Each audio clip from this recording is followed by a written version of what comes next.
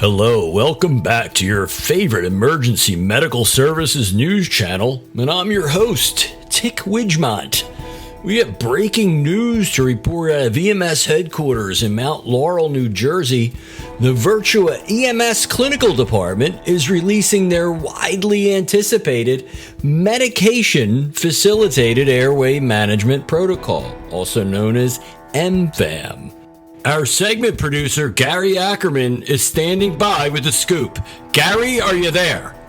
Yes, Tick, I'm here. Tick, it's true.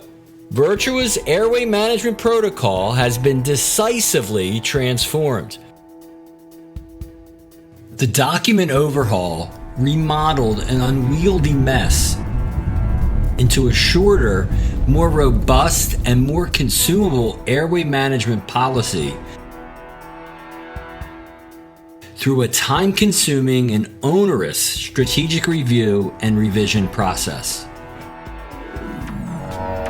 Cases that utilize the Advanced Airway Management Protocol are subject to 100% quality review. Therefore, in this third video in the series on Advanced Airway Management, we decided to deliver some insight into several issues that could continue to challenge clinicians, influence outcomes, and adversely affect morbidity, mortality,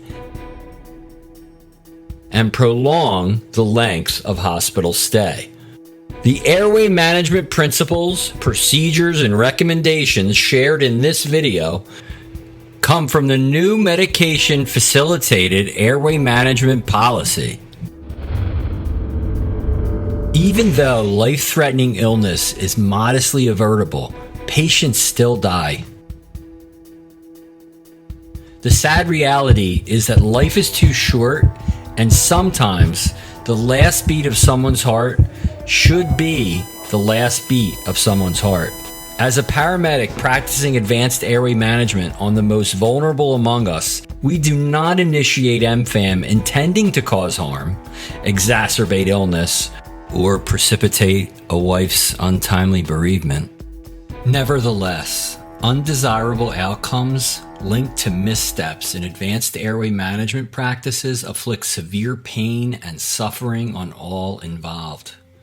It's like a convergence of tragedies when a patient draws their terminal breath because of a rushed, unsafe, or inappropriate procedure. It's a catastrophic situation for the patient, devastation for the family,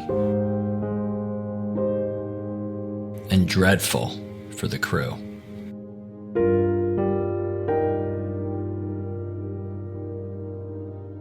Imagine a loved one is thrust into the ambulance, unwell, yet very much alive. Minutes later, you discover you missed your chance to say goodbye.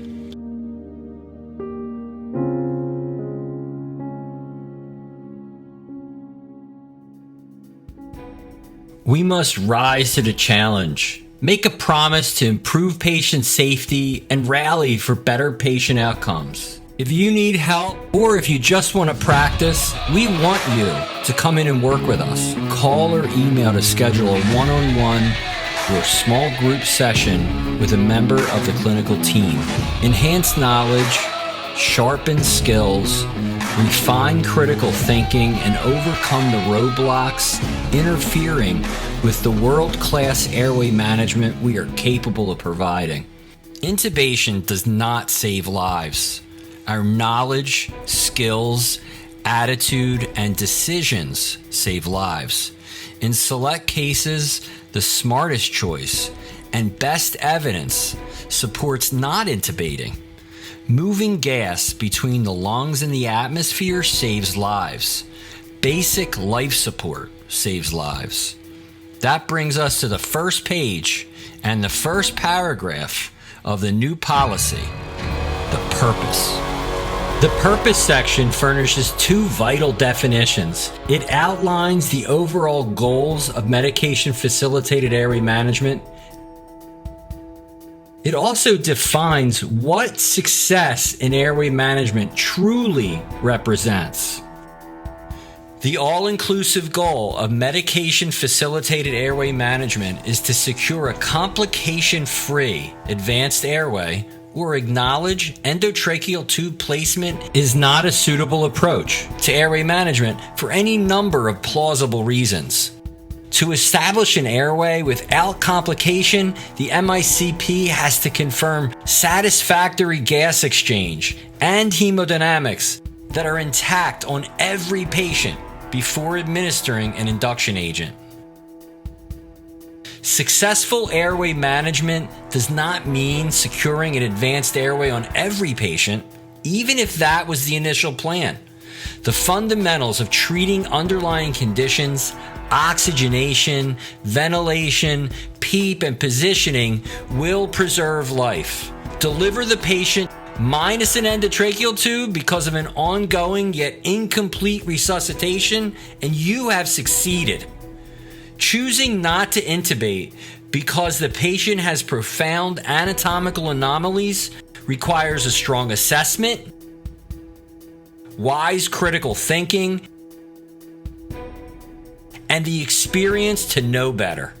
Arrive alive at the destination without clinical deterioration, without an attempt at a definitive airway, due to anatomical and physiological barriers to safe MFAM, and you're in compliance with the policy. In the next video, we'll review the policy section on barriers to safe MFAM and other essential actions. This has been an EMS News Special Edition. I'm Tick Widgemont. For myself, Gary, and the entire EMS News team, thank you and have a nice day.